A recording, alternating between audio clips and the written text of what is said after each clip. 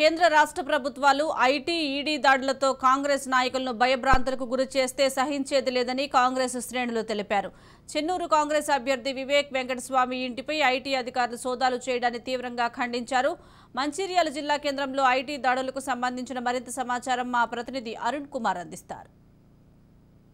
Chennur Congress party అభ్యర్థి గడ్డం వివేక్ వెంకటస్వామి ఇంట్లో కూడా ఉదయం 5 గంటల నుంచి కూడా ఐటీ అధికారులు సోదాలు నిర్వహిస్తున్నారు. ఇక ఏదైతే గత కొన్ని రోజుల నుంచి కూడా ఇక్కడ ఏదైతే వెంకటస్వామికి సంబంధించి కూడా బాల్కా సుమన్ కూడా అనేక ఆరోపణలు చేస్తారు. ఈ ఆరోపణల నేపథ్యంలోనే ఇక్కడైతే ఐటీ సోదాలు కొనసాగుతాయి. మంచిర్యాల జిల్లాకు సంబంధించి కూడా జిల్లా కేంద్రంలో హైటెక్ సిటీలో కూడా ఈ సోదాలు అయితే కొనసాగుతాయి. దాదాపు 8 మందికి సభ్యులకు సంబంధించిన బృందం కూడా ఏకకాలంలో మంచిర్యాలతో పాటు హైదరాబాద్లో కొన్ని పలు కార్యాలయాలతో పాటు అదేవిధంగా కూడా బంధువుల ఇళ్లలో కూడా ఏకకాలంలో కూడా ఐటీ సోదాలతో నిర్వహిస్తున్నారు. దీనికి సంబంధించి మన దగ్గర మాట్లాడడానికి చెన్నూరు మాజీ ఎమ్మెల్యే ప్రభుత్వ వైపు నల్లాల ఓదల్ గారితో పాటు మరికొంతమంది కాంగ్రెస్ శ్రేణులు వాళ్ళని అడిగి మరిన్ని వివరాలు తెలుసుకుందాం. అన్న చెప్పండి, ఏంది అసలు ఈ సోదాలను ఎట్లా చూస్తారు మీరు?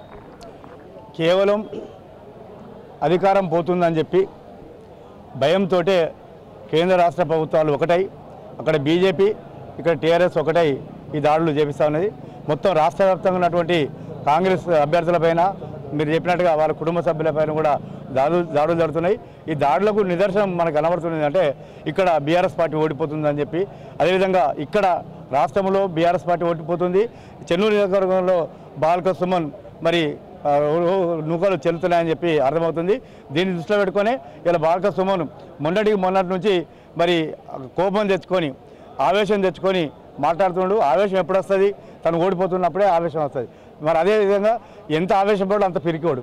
ఈ పిరికితనానికి నిదర్శనం అంటే ఓడిపోతున్నాడని చెప్పి పిరికితనంతో ఐటీ దాడులు చేపిస్తున్నారు.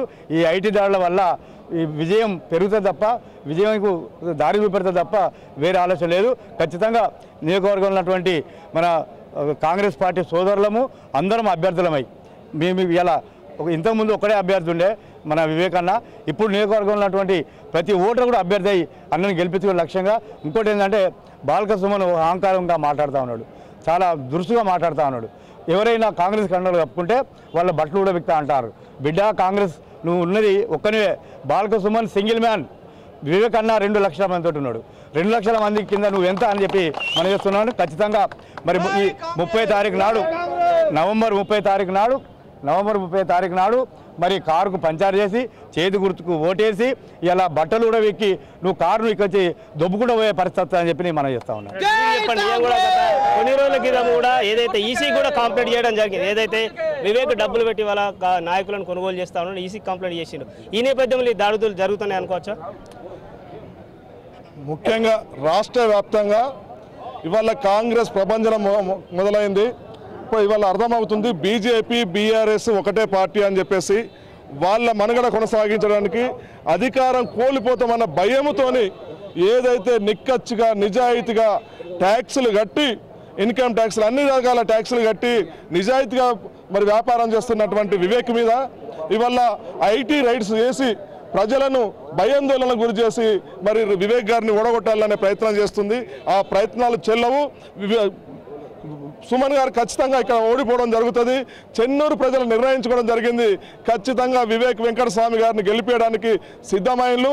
మీరే చెప్పదలుచుకోండి ఈ దాడుల విషయంగా. ఈరోజు చెన్నూరు నియోజకవర్గంలో బాల్కా సుమన్ పెత్తనము ఇంకా కొనసాగించాలి. ఇక్కడ ఉన్నటువంటి నిధులు ఏవైతే ఉన్నాయో వాటన్నిటిని కూడా నేను దానికి దోసుకపోవాలనే ఒక ఆలోచనతోని ఇవాళ బాల్కా సుమన్ గారు ఉన్నారు.